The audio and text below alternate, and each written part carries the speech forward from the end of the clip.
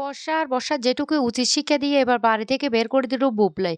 হ্যাঁ বন্ধুরা, এমনটা হতে চলেছে আজকের পর্বে। বিস্তারিত জানতে ভিডিওটিতে লাইক দিয়ে চ্যানেলটিকে সাবস্ক্রাইব করে পুরো ভিডিওটি তোমরা দেখতে থাকো। গল্পের শুরুতে আমরা দেখতে পারবো ও কমলিনীরা সবাই বাড়িতে কথা বলতে থাকে। আর তখনই সেই মুহূর্তে বর্ষা তার জেঠুকে নিয়ে চলে আসে। বর্ষার জেঠু তখন বলতে লাগলো, বর্ষার বাবা তাকে একটা দরকারি কাজে বাইরে গিয়েছে, আসতে দেরি হবে, তাই বর্ষাকে নিয়ে সে এসেছে। কিন্তু নতুন তখন বলতে লাগলো, আপনারা হুট করে এভাবে এভাবে বাড়িতে চলে আসবেন, সেটা তো আগে থেকে বলার দরকার ছিল। তখনই জেঠু বলতে লাগলো, বর্ষা তার শ্বশুরবাড়িতে আসবে, তাতে তাতে তো বলার কোনো কিছু নেই। এ কথা বললে তখনই কমলিনী বলতে লাগলো, হ্যাঁ বর্ষার শ্বশুরবাড়িতে আসবে, তাতে আমাদের বলার কিছু নেই।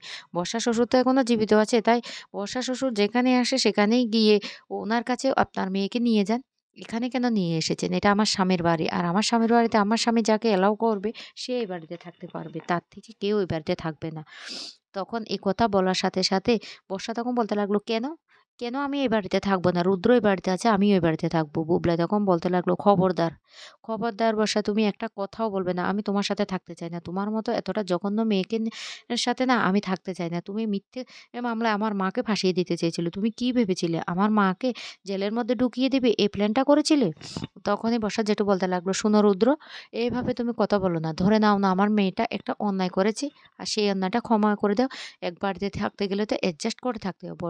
কমলিনী তখন বলতে লাগলো, "হ্যাঁ, আপনার মেয়েটাকে সেটা ভালো করে বুঝিয়ে দেন। কারণ আপনার মেয়ে তো কারোর সাথে অ্যাডজাস্ট করে থাকাতে পারে না। আপনার মেয়ে সবসময় এভাবে কথা বলে।" বুবলাই তখন বলতে লাগলো, "বর্ষার আচরণে আমার বাড়ির প্রত্যেকটা মেম্বার রীতিমতো ভয় পেয়ে থাকে। কোথায় কাকে কখন বিপদে ফেলবে। তারপরেও কেন আপনি বড়, বড় কথা বলছেন?" তখন বলতে লাগলো, "শোনো রুদ্র, আমি তোমাকে একটা কথা বলি। এই তুমি না আমাদের বাড়িতে ছিলে যতক্ষণ তোমার সমস্যা হয়েছিল, তখন কোথায় গিয়েছিলে? সেই আমরাই তো তোমাকে আশ্রয় দিয়েছিলাম।" তখনই কমলিনীর শাশুড়ি বলে উঠে, "ও সেটা তো আপনাদের সাথে দিয়েছিলেন। কারণ আপনাদের বাড়িতে আশ্রয় দিয়েছেন আপনাদেরই মেয়ের জামাই। আর আপনাদের মেয়ের জামাই থেকে তো টাকা-পয়সা সবকিছু আপনারা নিয়েছেন।" তখনই বর্ষা বলতে লাগলো, "বাহ! ঠাম্মি বাহ! তুমি এইভাবে পাল্টি খেতে পারলে? তুমি কি করে এতটা পাল্টি খেতে পারো সুযোগ বুঝে?" তখন বলতে লাগলো, "আমি যেটা সত্যি সেটাই বলছি। এরকম মেয়ে না আমাদের সংসারে আনার কোনো দরকার নেই।" নতুন তখন বলতে লাগলো, "যে মেয়ে আমার স্ত্রীকে জেলে ঢুকিয়ে দেওয়ার প্ল্যান করে সে মেয়েকে তো আমি এ বাড়িতে জায়গা দেব না। আর যাই কিছু হয়ে যাক না কেন।" তখনই বর্ষার বাবা বলতে লাগলো, "আপনি বাধা দেওয়ার কি? আমার মেয়ে তার শ্বশুরবাড়িতে থাকবে, আপনি বাধা দেওয়ার কি?" তখন নতুন বলতে লাগলো, "হ্যাঁ, আমি বাধা দেওয়ার কেউ না। বুবলাইয়ের সাথে সে ইচ্ছে করলে থাকতেই পারে। কিন্তু এ বাড়িতে আমি রাখবো না। বাড়িটা আমার। আমার বাড়িতে আমি যাকে ইচ্ছা তাকে রাখবো। বাড়ির কাউকে আমি এ বাড়িতে রাখবো না।" বুবলাই তখন বলতে লাগলো, "নতুন কাকু তুমি কি ভেবেছো? আমি এ বর্ষার সাথে থাকবো? কিছুতেই না। আমি এ বর্ষার সাথে কিছুতেই থাকবো না। ওর মতো নোংরা মেয়ে না আর দুটো হয় না। ও আমার মাকে যেভাবে ফাঁসিয়ে দিতে চেয়েছে, এমনকি তোমাকে পর্যন্ত ছাড়েনি। তাহলে এই মেয়ের সাথে আমি কিছুতে থাকবো না।" তখনই বর্ষা বলতে লাগলো, "বাহ! রুদ্র বাহ! এখন সব দোষ আমার হয়ে গেল? আর তুমি? তুমি কি করেছো? তুমি তোমার মায়ের এই সম্পর্কটা মানতে না পেরে এত বড় একটা কাণ্ড ঘটিয়ে ফেললে। তারপর সবসময় তুমিই তো বলতে।" এই কথা বলতে বুবলাই তখন বলতে লাগলো, "হ্যাঁ, আমি আমার মায়ের বিয়েটা মানতে পারিনি। এটা আমি মানছি। আমি তখনও প্রতিবাদ করেছিলাম। কিন্তু এখন আমি মানতে পারছি। আর আমার এই মায়ের প্রতি এই যে ঘৃণাটা জন্মিয়েছ সেটা তুমি। তুমি আমাকে সবসময় ভুলভাল বুঝিয়ে আমার মায়ের প্রতি আমার যে ঘৃণাটা সেটা বাড়িয়ে দিয়েছ। কেন তোমার উচিত ছিল না? উচিত ছিল না আমার মায়ের প্রতি আমার যে ভালোবাসাটা সেটি তৈরি করা? তুমি তো সেটা করো নাই, তুমি উল্টোটা করেছ।" তখনই বর্ষার বাবা বলতে লাগলো, "শুনো রুদ্র, এত বড়, বড় কথা বলো না। আমরা কি করতে পারি সেটা জানো?" তখন বুবলাই বলে উঠে, "হ্যাঁ, হ্যাঁ, আপনাদের যা ইচ্ছা আপনারা তাই করুন। আমি জানি আপনারা মামলা করবেন, করুন। আমি কিন্তু সেটা করতে চাইছি না। কারণ আমি চাইছি না আপনাদের মায়ের ইজ্জত নিয়ে আমি চারদিকে টানাটানি পড়ে যাক। সেটা আমি চাইছি না। তাই আমি বলছি ডিভোর্সটা দিয়ে দিলে আমি খুশি হব। কারণ আপনাদের মেয়ের অতীতে যা নোংরামো করেছে এমনকি ভবিষ্যতে সমস্ত প্রমাণ আমার কাছে আছে।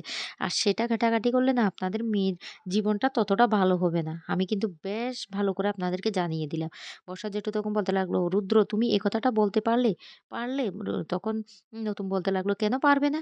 আমাদের ছেলেটাকে বারবার ও ব্ল্যাকমেইল করার চেষ্টা করছে। আর আমাদের ছেলে কিছু বললে আপনাদের গায়ে ফোস্কা পড়ে যাচ্ছে। কেন? ও রীতিমতো রৌদ্র বুবলাইয়ের উপর দীর্ঘদিন ধরে সে মানসিক টর্চার চালিয়ে যাচ্ছে। আর তারপরেও আপনারা এ কথা বলছেন। আর আপনার মেয়ের ব্যবহারটা আপনি কি একবার শুনতে পেয়েছেন?" তখনই বর্ষার জেঠু বলতে লাগলো, "হ্যাঁ, আমাদের মেয়ে অন্যায় করেছে সেটা আমি মানি। কিন্তু ওর শাশুড়িও তো নিশ্চয় কোনো একটা কাণ্ড ঘটিয়েছে। ও যদি এই বয়সে এসে বিয়ে করার শখ জাগে, আবার নতুন করে সংসার করতে ইচ্ছা করে, তাহলে আমাদের মেয়েটা ভুলটা কোথায় করল?" একথা বললে নতুন তখন বলতে লাগলো, "খবরদার! আপনি আমার স্ত্রীকে নিয়ে আর একটা বাজে কথা বলতে পারবেন না। এক্ষুনি এই বাড়ি থেকে বেরিয়ে যান। এক মুহূর্ত এই বাড়িতে থাকতে পারবেন না। না হলে আমরা ঘাড় ধাক্কা দিয়ে বের করে দেব।" তখনই বর্ষার বাবা বলতে লাগলো, "আপনি কিন্তু রীতিমতো আমাকে অপমান করছেন।" নতুন তখন বলতে লাগলো, "আপনাদেরকে অপমান করার দরকার।" তখনই বুবলাই বলতে লাগলো, "হ্যাঁ, বর্ষা এই বাড়িতে থাকতে পারে। বর্ষাকে আমি একটা সত্য দিচ্ছি। সেই সত্যটা হলো আমার মা যা বলবে সে এ সব কথা যদি শুনতে পারে তাহলে এই বাড়িতে থাকতে পারবে। যে মুহূর্তে শুনতে পারবে না সে মুহূর্তে এই বাড়ি থেকে ঘাড় ধাক্কা দিয়ে বের করে দেব।" তখনই কমলিনীর শাশুড়ি বলে ওঠে, "না রে বুবলাই এ কাজ একদম করবি না। ও মেয়ে জঘন্য মেয়ে না। ওই মেয়েটাকে তুই একবারে ঘরে ঢুকাবি না। এই কালসাপ যদি একবার বাড়িতে ঢুকে না তাহলে আমাদের পরিবারের সুখ শান্তি সবকিছু শেষ হয়ে যাবে। সব শেষ হয়ে যাবে।" তখন বর্ষা রেগে ঠাম্মির দিকে তাকিয়ে থাকলে ঠাম্মি তখন বলতে লাগলো, "হ্যাঁ বাপু আমি ঠিক কথাই বলেছি। এ মেয়ে এত কাণ্ড করেছে তোর মাকে জেলের মধ্যে ঢুকিয়ে দেবার চেষ্টা করেছে। এই মেয়ে সামান্য মেয়ে না। এই মেয়েকে তুই কিছুতেই এ বাড়িতে ঢুকাবি না।" তখন কমলিনীও বলতে লাগলো, "হ্যাঁ, হ্যাঁ বুবলাই এই মেয়েকে তুই এ বাড়িতে কিছুতে আনিস না।"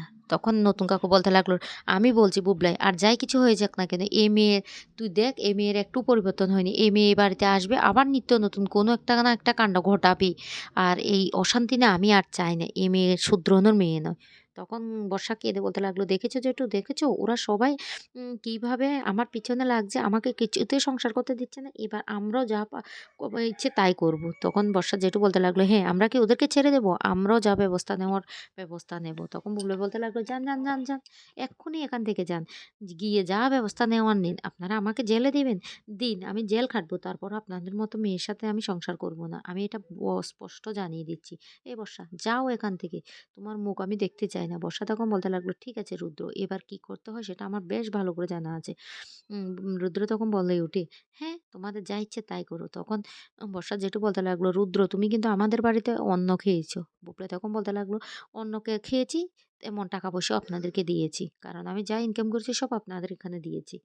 তখন বলতে লাগলো, "তোমার মা না তোমাকে টুপি পরিয়ে রাখছে।" বুবলাই তখন বলতে লাগলো, "হ্যাঁ, আমার মা টুপি আপনি আগে যে আপনারা টুপি পরিয়ে রেখেছেন, আপনারা যে টুপিটা পরিয়েছেন তার থেকে আমার মা টুপি পরানোটা না অনেক ভালো। প্লিজ আপনারা এখান থেকে যান। আমাদের অনেক কাজ পড়ে আছে। আমরা না আর এখানে এখানে কোনো কথা বলতে চাই না। এক্ষুনি বেরিয়ে যান।" তখন বর্ষা রেগে বলতে লাগলো, "রুদ্র আমি তোমাকে ছাড়বো না। আমি তোমার নামে মামলা করব।" বুবলাই তখন বলতে লাগলো, "তোমার যা ইচ্ছে তাই করো।" নতুন তখন বলতে লাগলো, "হ্যাঁ, তোমাকে তো আমি ভালো একটা সংসার দিতে চেয়েছিলাম। তোমাকে আমি ফিরিয়ে এনেছিলাম। তার বদলে তুমি কি দিয়েছো? কি দিয়েছো?" তখন কমলিনী বলতে লাগলো, "আমার না করুণা হয় তোমাকে দেখলে বর্ষা। তোমার মতো মেয়ে না আমাদের বাড়িতে খুব আদরে থাকতে। কিন্তু তুমি নিজেই নিজের করুণার পাত্র হয়ে গেছো।" তখন বলতে লাগলো, "ও আমি করুণার পাত্র হয়ে গেছি। এখন আপনার কাছে এটা মনে হচ্ছে। দেখবেন আমি কি করতে পারি।" তখনই কমলিনী বলতে লাগলো, "ঠিক আছে তুমি যা ইচ্ছে তুমি তাই করো। তবে তুমি এখান থেকে যাও।" তখন বর্ষার বাবা বলতে লাগলো, "আমি কাউকে ছাড়বো না, কাউকে ছাড়বো না। আমাদের মেয়ের সাথে এইভাবে এত বড় অন্যায় আমরা কিছুতে মেনে নেব না।" নতুন তখন বলতে লাগলো, "আপনাদের মেয়ে না সংসার করার মতো মেয়ে না। আর আপনাদের মেয়েকে সবসময় আপনারাই ওকে প্রশ্রয় দিয়ে মাথায় তুলে রেখেছেন। না হলে আপনাদের মেয়ে এতদূর এগিয়ে যেতে পারত না। আপনাদের পরিবার তো কেউ আমাদের পরিবারকে সহ্য করতে পারে না। হিংসা করেন, দেখতে পারেন না। কেন এখন তাহলে মেয়েকে নিয়ে এখানে এসেছেন? কে বলেছে এখানে আসতে? আমরা বলিনি তো। আপনাদের মেয়েকে নিয়ে আপনাদের বাড়িতে থাকুন।" বুবলাই তখন বলতে লাগলো, "এত তাড়াতাড়ি বাপের বাড়ির ভাত শেষ হয়ে গেছে? সেইজন্য এখানে উঠে পড়েছ?" বর্ষা তখন বলতে লাগলো, "না, আমি সংসার করার জন্য এখানে এসেছি।" বুবলাই তখন বলতে লাগলো, "আমি তোমার সাথে সংসার করব না। তুমি এক্ষুনি বেরিয়ে যাও।" এই বলে বাড়ি থেকে বের করে দিল।